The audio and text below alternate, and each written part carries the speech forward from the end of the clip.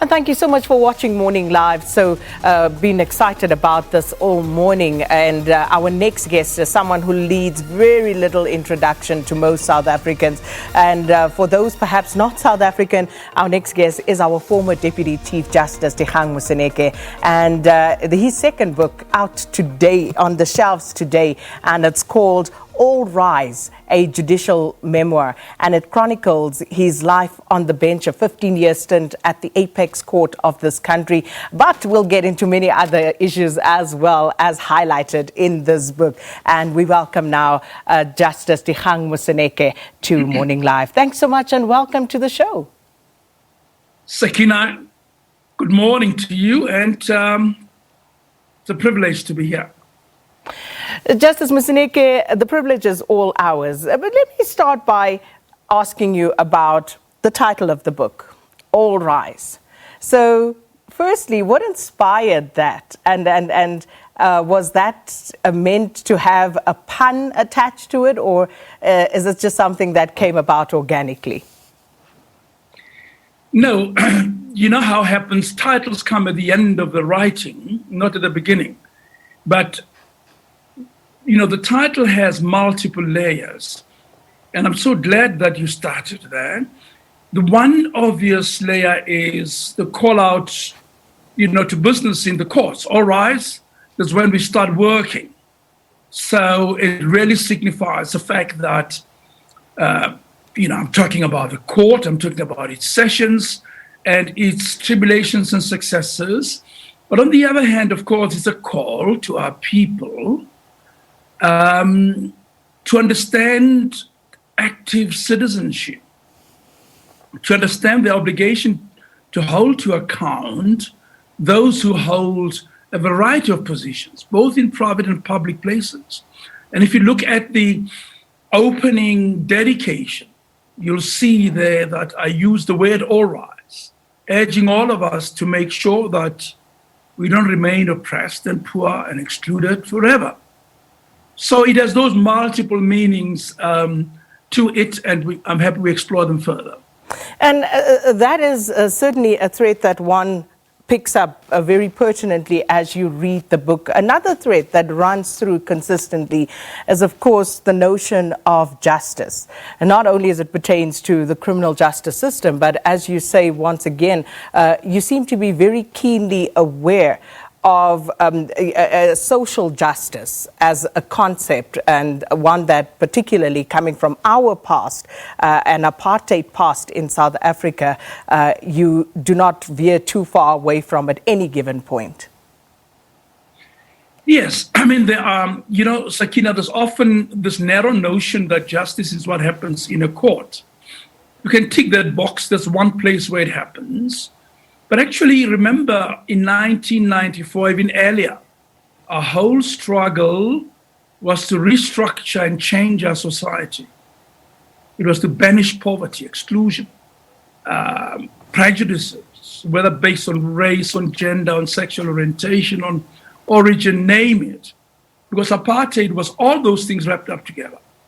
It was not just about race. Apartheid had a whole range of prejudices and exclusions and oppressions. So our job was to bring about a just society. And that concept, Sakina, is much more than having the right of access to courts and having independent judges and who pronounce on the matter. There's one slice of it. And that slice kicks in when terrible injustices happen in society. Then you run to the courts. So yes, my understanding of justice is a broad one, and my quest is that all of us ought to rise to our full potential in our lives. And therefore social justice is central and the opposite of colonialism and apartheid. So when we start with the book in the prologue, and you really caught me there because I really wanted to ask you about Tanzania and Morocco. And right in the prologue, you talk about basically hitching a ride, as it were, with President Cyril Ramaphosa and his wife to go to Morocco, to the Solomon Mahlangu school. And having been there myself and having experienced, I even today struggle to explain what exactly it felt like just getting to that particular gate at the Solomon Mahlangu College. What was that like for you when you finally got there? That's why I opened with it in the book, in the prologue, Sakina, just to take a step back and remind all of us of the sacrifices which have been made by, for instance, combatants of the African National Congress, but combatants of the Pan-Africanist Congress of Tanzania and of the Black Consciousness Movement and of the UDF inside the country. In other words, that was meant to be representative of the sacrifices that so many people have made. But also, I describe Morogoro as a shrine, a place you go to, as I say, the Yokhabula, to re-energize, yourself and remind yourself of the mission that we have in our hands. You see, it's very easy to have a long, tortuous struggle and then to forget what it all was about and what really moved the pieces and how disciplined, for instance, we were who were in Robben Island, or those who were in the UDF and other structures inside the country, or those who were in exile. And so Morogoro represents that hard effort that you saw, growing their own vegetables, building their own dormitories, building a school, building grave sites and a chapel, and doing it with their very hands. And that really stayed with me, and that's why I opened the book with that. And it really had the impact I think you were hoping for on me, certainly, as a reader of the book. And you didn't initially set out to pursue a career in the legal profession, as you point out in the book. You wanted to be a speed cop, or at least so you told your Rahadi when you were still young. And then, of course, good grades. You thought, well, I'd pursue medicine, but then look at where you ended up. So talk to us about that. As a 15-year-old who becomes, one of the youngest, if not the youngest, prisoner on Robben Island who've had to face this legal system. But I just want to spend some time on your formative years, Justice Moseneke, especially for the benefit of those who may not have read your first book. Yes, you saw my beautiful Rakhadi, right? I paid tribute to her by having a picture in the book. Yes. Because she was the one who said, no, you're not going to be a traffic cop. Hey, you've got to do more than that, son. Okay? No disrespect to traffic cops, but my aunt thought I should do more and different. We didn't know what the more was at the time. And as I said, I thought I might become a doctor. I was getting good grades in science and maths. But Robben Island was not going to allow that, right? There are no cadavers on Robben Island. There are no corpses to sort of operate and understand the human body. No laboratories. So it was easier to study law than to study medicine. And my recent experience, having been in court, having been dumped with the 10-year imprisonment, it seemed to me that this is where I should sniff around. That's where I should go. And then I started studying law. And then also, quite early on in the book, one of the things that I appreciated, Justice Moseneke, was it was almost this, apart from being a journey chronicling your years in this profession, it was educational. At least I found it very educational in terms of things like, the garb that is donned by legal practitioners and how the different courts work and what goes where. I must say it was very eye-opening. Was that one of the objectives that you sought out to actually achieve when you started writing the book? So I'm excited and delighted that it actually is that accessible and you found it helpful. Yes, that was the intention. I mean, this whole idea of lifting the judicial garb or the judicial gown, it was really to get to people and say, there's no mystery here. here is an institution we have created, we the people, through the Constitution. And this is what it is. And for instance, I spent time to tell about the importance of the magistrates' court. That's where most people get their first and last justice, right? Or injustice, if you like. And I spent time to tell you the structures of the court. So yes, the book is much more than just a journey on my part or on the Constitutional Court. I try and tell the nation what are its institutions and why they're important and why they ought to be guarded. And speaking of the importance of these institutions, and I know I'm taking quite a jump here, but trying to touch on as many of what I thought were salient points in the book, Justice Moseneke, the Constitutional Court. And this was, of course, not part of our apartheid history. This was something brand new. And you speak to that quite a bit because this is, of course, also where you served a full 15-year term. But the Constitutional Court, in its conception and the importance that it was meant to bring to the people of South Africa, speaks to the reconstruction of society. And we know we needed a reconstruction in this society very, very badly. But if you will, just talk to us about the Constitutional Court, how it came about, and of course also the early career, your early career and tenure, and how Judge Chaskelson, for example, called you over and said to you that you were needed here. Yes, Akina, clearly you have spent a few sleepless nights reading the book, and thank you for that. But yeah, I mean, you know, it was a whole case of new wine in old bottles, you know, kind of thing. And as I say, I spent a bit of time to say that we did not trust an all-white male judiciary would do justice to a brand new constitution that introduced very new concepts. And the values of the Constitution were the antithesis of colonialism and apartheid. The Constitution was meant to represent a reconstruction of society. And you're not going to leave that in the hands of only of judges who had administered justice under apartheid. So it was important that you create an entirely new court, put it on top of the pile, and make sure that it is retooled with people who would want to share and advance the aspirations, the democratic aspirations and the transitional aspirations of our people. So that's how the Constitutional Court came about.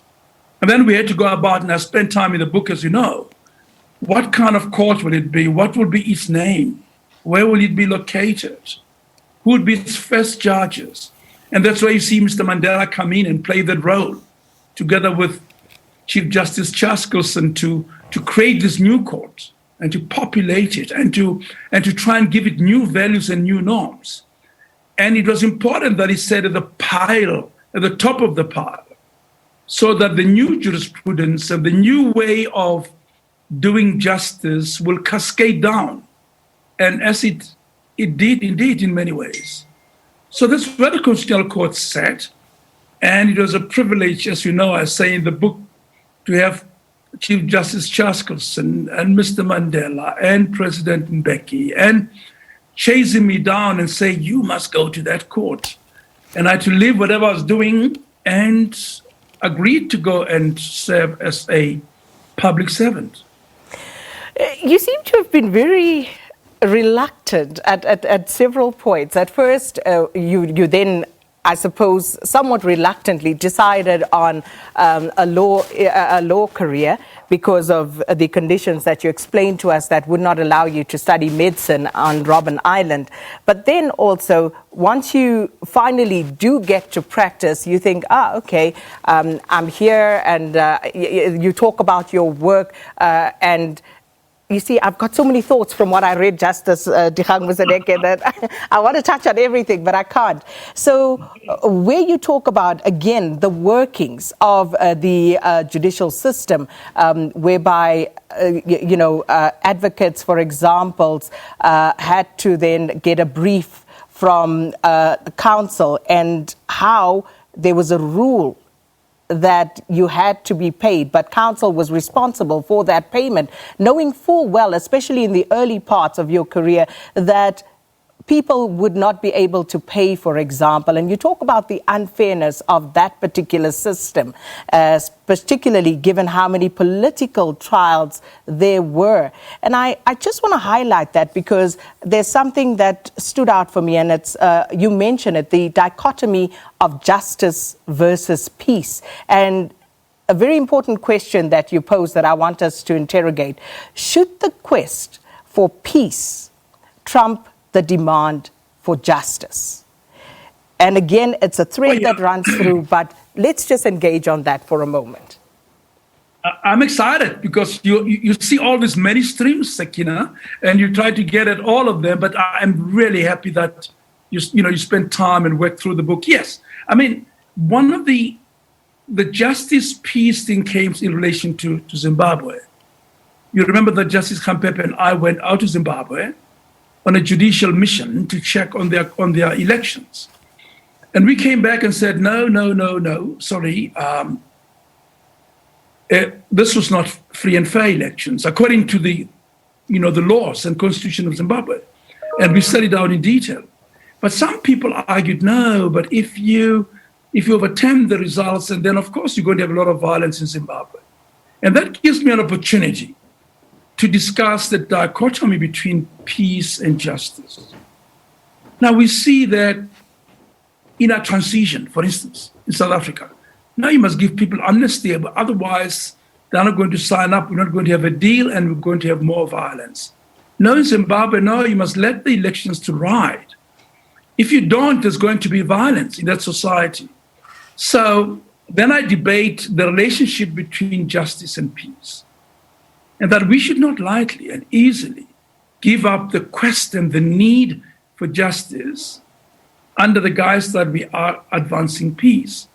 Peace is important, but justice is just as important. So it's one of the themes that come out of the book, which I find to be very important.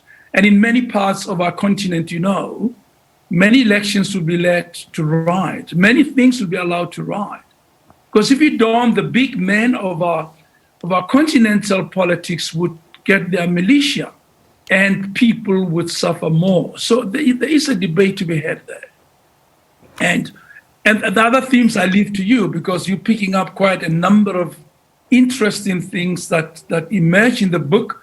But around political trials, yes, we had to make an election to forfeit our fees and not to put attorneys who briefed us into trouble. They did not have money to defend people in political hearings, and we could not have expected them to have the money.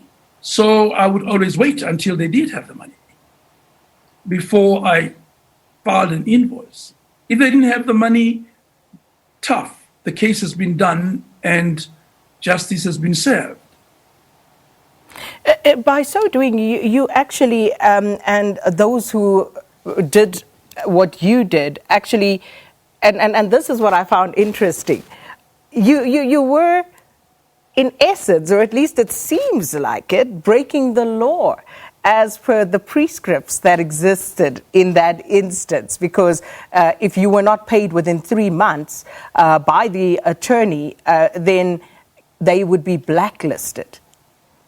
So again, and for me, that again spoke to the whole notion of, justice, that needs to be paramount in everything that we do. Indeed, Sakina, we should. If we did that, as I said in another occasion, we wouldn't be at the spot and neighborhood where we are now. I mean, those decisions have to be made continually as we live. We have to continually say, are we acting in a way that is just, without being angelic or being anything like that? I don't mean that. But each time we make difficult decisions, look, These attorneys were defending many people who were charged, detained, some killed in detention, and so on. And they needed advocates to come and argue the cases. If you said to them, but you have no money, or file an invoice, then in 3 months' time, you've knocked them out of practice. Because the blacklisting rule said they may not practice until they pay that advocate. Can you see that? It was drastic. So I'm saying, no, but I'm not filing an invoice. So you can say I'm contravening the law. I'll just kick in the can down the line to say one day when he has money, I'll file an invoice. If he has no money, I've done a public duty and tough. So just looking at some of the other issues that I picked up on, the other day I was watching a social media video of someone who was talking about the Constitution and saying that, this is our Constitution. And there was a young man right next to him who basically just chirped in and he said, we did not negotiate this Constitution. So I want us to talk about that because you also in the book talk about the Constitutional Court's deliberations around, for example, the death penalty. And with the wave of crime in our society currently and the violent nature of our crime, people have brought this question up time and time again.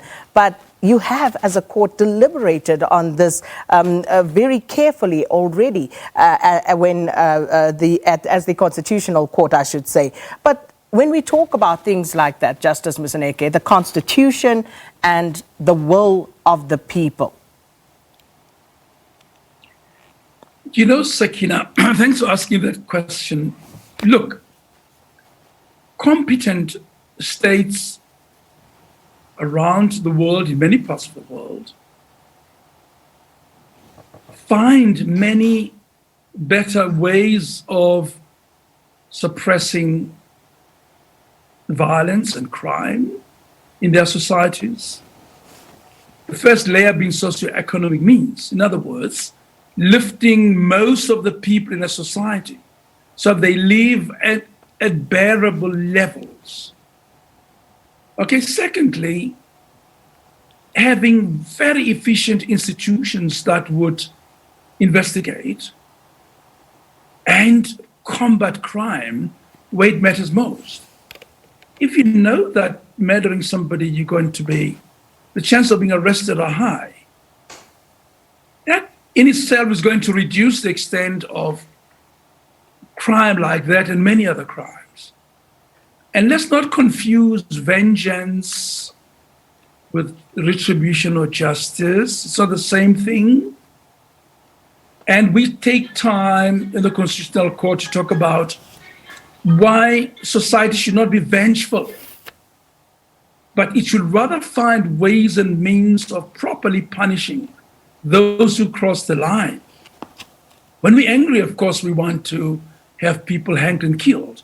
But let me just remind you, look at the statistics and look at the number of political combatants who were hung in this society. And remember in the book, I talk about the warrant of death, where the judge has to write, you shall hang by your neck until you die. Okay? Now, that brutality you're not likely going to replace with many, many other worse things. And you can use the capital punishment to hang even your political opponents. And we know that statistically over the world, hanging people, killing people by the state or state execution has not necessarily changed the conditions of living of people. You need active steps by a competent state and a competent economy that is more egalitarian in order to change the lives of citizens in any country. So killing them it cannot possibly be the answer. But effective policing and effective prosecution and effective social measures and social justice, those are the things that keep society peaceful. And that's where we should go to. So an egalitarian society, and you also mentioned socioeconomic justice, Justice Moseneke. On page 111, it talks about the issue of amnesty and reparation. And I just want to read a little bit on that page. It says, one of the huge boulders in the path of the Chaskalson court was the vexed question of amnesty and reparation, questions that resurface frequently in the present-day debate on the efficiency of our transition from a colonial to a democratic society. And many people today, especially given what is going on in the current context, would say that perhaps we were better off, not because they were better off in terms of their human rights, but the socioeconomic conditions they believe may have been better under a repressive regime. Can we speak to that for a moment, and also why it is that our criminal justice system seems to have failed South Africans when it comes to amnesty and reparation for apartheid atrocities? Yes, yes. Well, I mean, it's a matter that came before the courts, a matter that was important. Remember that in 1994, 93, really, when the Constitution was completed, there was a demand for, there was indeed a demand for amnesty. And that last part of the Constitution made provision for amnesty and reparation as well as reconciliation. So the real debate was, is it just that you should forgive all of the people who had committed crimes in the past? And that matter came before court. There was a case brought by Azapo before the Constitutional Court, challenging the validity of the law that proposed to grant amnesty to, particularly to securocrats, to military police, to police and security corps, who are involved in killing people and in disappearance of people and so on. So you will find that in any country which is in transition, you need transitional justice. And there's a debate, and arguably so. Many people say, how dare you forgive people who did such bad things? And others will argue that, well, we need to do that in order to get peace and to move on and to have closure. So all I do in the book is to bring out the cases that the court had to decide, to show you how difficult a question it is. In Latin America, for instance, it happens all the time. Once there's been a coup or a new regime, the military would want to be forgiven. Otherwise, they're going to be charged for their terrible crimes. You ask me today, are we any worse off than the past? I don't think we should lightly get to that conclusion. I think we should look at our institutions and how effective they have been. We should look at whether we have created a competent state, whether we have walked the talk that was envisaged in our Constitution. And it must happen within the context of a rule of law. You can't have a free-for-all. So we have to go back and go to work even harder to meet the legitimate expectations and the promises we have made in our Constitution towards, or in our democratic project. So, Sakina, I don't think we should lightly say, oh, apartheid was better than this. How dare we? How could it be? It can't be. But could we have done better with our transition? The answer is yes, much, much better.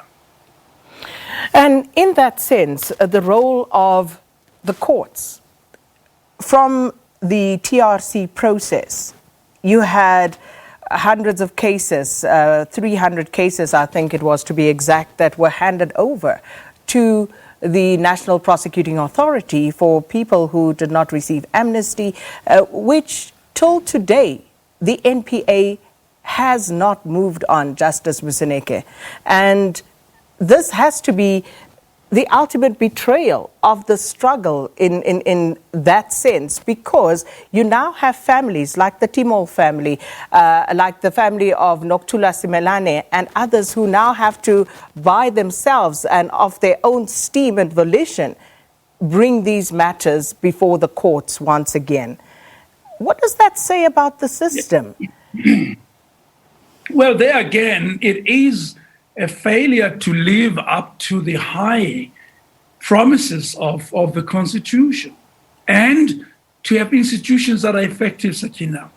If you ask me, what is the most challenging thing that we have is institutional failure, institutional malaise, inability to be able to pull through on the transitional arrangements that we had. But more importantly, to fundamentally transform the society that we live in. And that is what, for instance, if any of those cases have been brought before the Constitutional Court, excuse me, it would have pronounced on them. It would have said, you must do it. It has to be done. The law requires it to be done, and why has it not been done? If it ends up in a particular institution, for example, in this case, the NPA, somebody has to be, that's where the activism comes in. That is where we all ought to be saying, why is this not done? Why are things the way they are? Courts, every time they've been asked and pointed to an irregularity, an illegality, an unconstitutional conduct, I'd like to tick those boxes. The courts have been there to make sure that they hold to account those are the Constitution and the law required to do certain things. And Sakina, there's no shortcut to that. We have to continue doing that.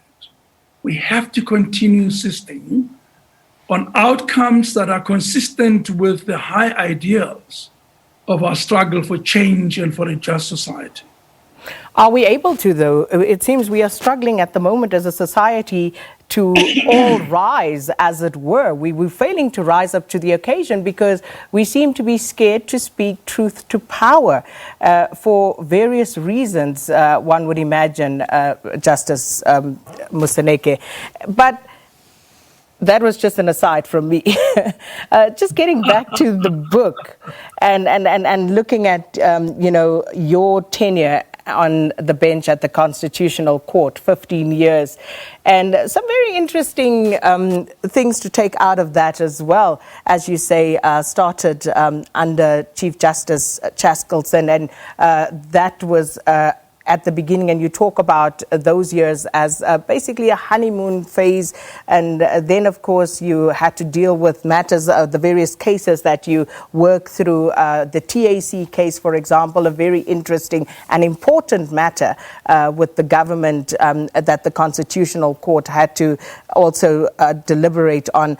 And you walk through, and your relationship with the various Chief Justices is equally interesting. Because when I first met you, Justice Moseneke, and I'm going to confess now, I said to my friend, but he is so bitter. Because I just thought you were just angry all the time. And it was at the time when I think you were overlooked for the position after the tenure of Chief Justice Pius Langa, and then Justice Sandile Ngobo was appointed.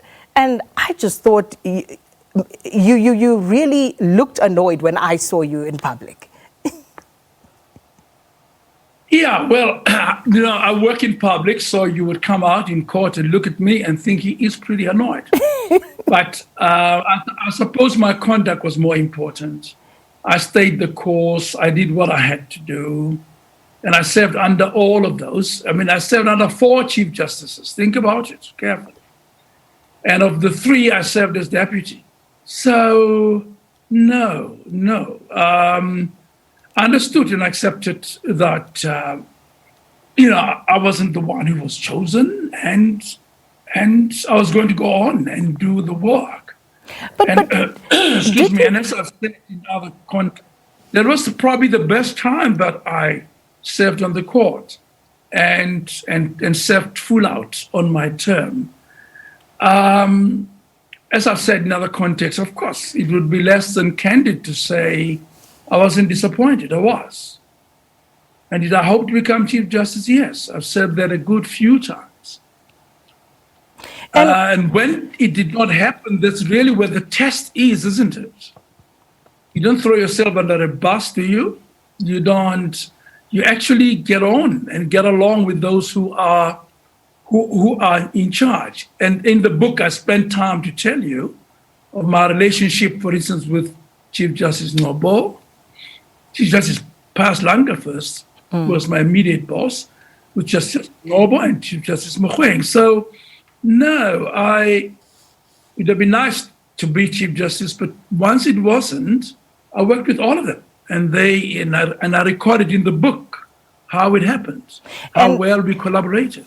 And that is where your character shone through, because I think, as you say in the book, when you were overlooked, as it were, the first time with Justice Ngobo, you actually said that, but you could understand that, because when you were appointed to the position of Deputy Chief Justice, there were probably others that felt that maybe they would have ascended before you to that position. So you could understand that. But the appointment of Chief Justice Mogoeng was a very interesting one, once again. And you actually chronicle it very beautifully, that whole process of the then President Jacob Zuma trying to extend the tenure of Justice Ngobo, but of course then that was not even viable. But when Justice Mogoeng was appointed, and the relationship that the two of you subsequently struck up, for me,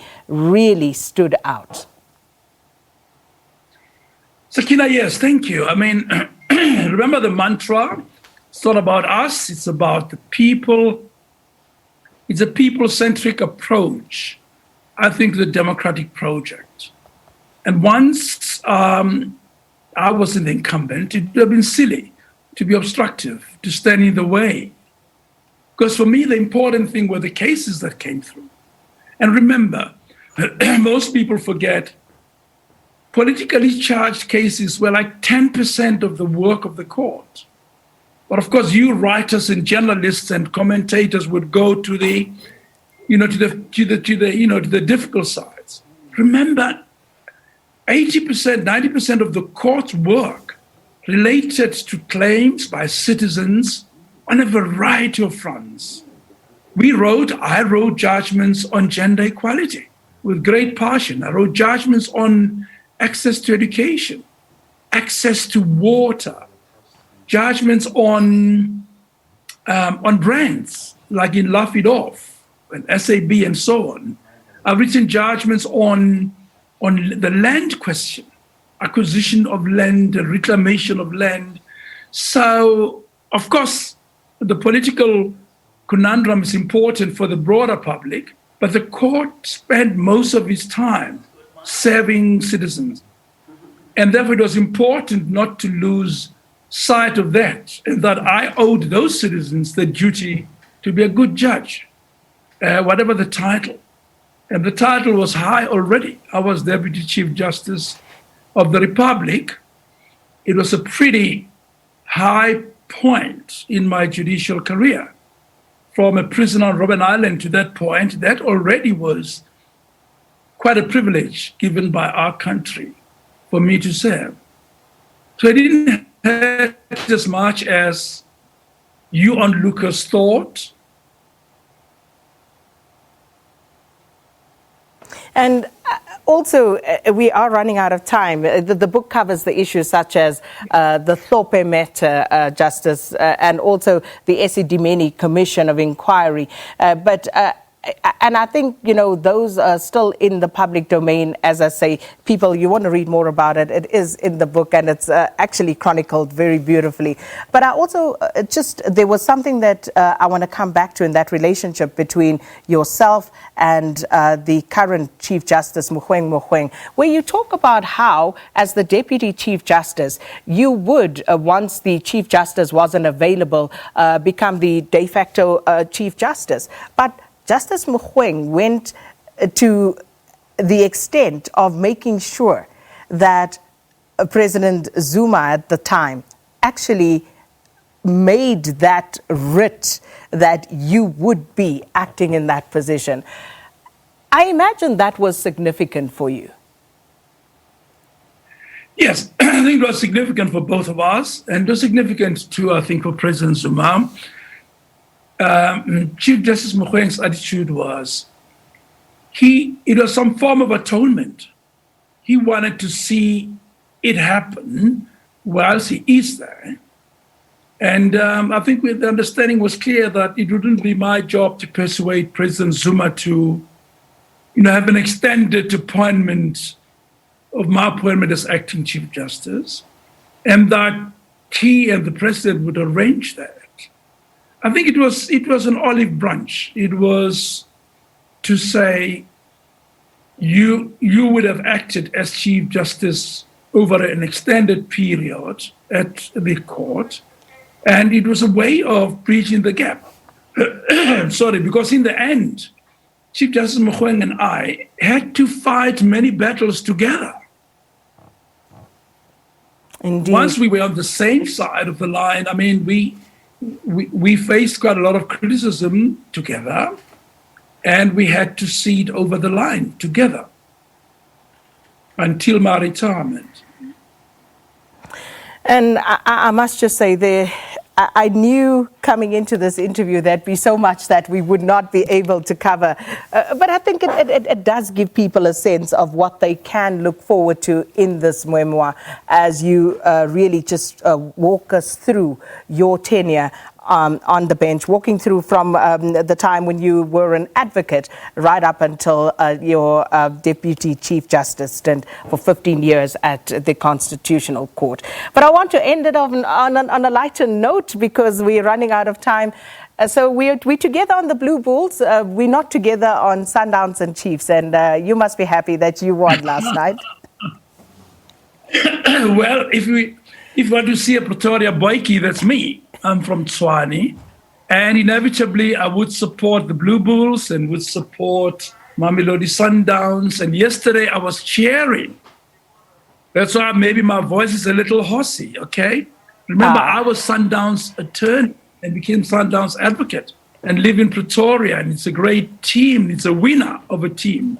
So yes, I hope you join Blue Bulls also. Blue Bulls, that's the combination. Why did I even go there? But it was an absolute pleasure just looking at that, and your love for sport, talking about going to the 96 Atlanta Olympics. You talk about the Rugby World Cup and, of course, the Africa Cup of Nations in 96 that just galvanized us as a nation.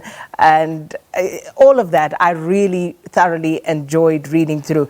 But the final question is, were you a good judge? You have skipped this nice reading, Sakina. But I hope it's a fun book and all South Africans can easily read it and enjoy and see themselves in the mirror.